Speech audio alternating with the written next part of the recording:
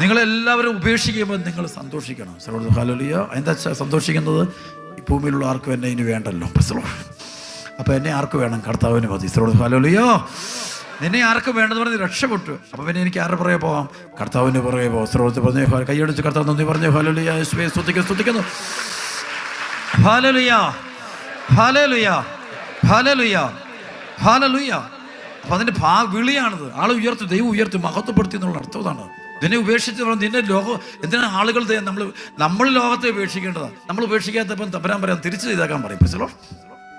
Hallelujah. നമ്മളാണ് ശരിക്കും ആരെ ഉപേക്ഷിക്കേണ്ടത്? ലോകത്തെ മുഴുവൻ ഉപേക്ഷിക്കേണ്ടത്. ഹല്ലേലൂയ. അപ്പം നമ്മളോട് പല പ്രാവശ്യം കർത്താവ് മര്യാദയ്ക്ക് പറഞ്ഞ് നീ ലോകവും ലോകത്തിൻ്റെ സുഖങ്ങളും ഉപേക്ഷിക്കുക. ഹല്ലേലൂയ.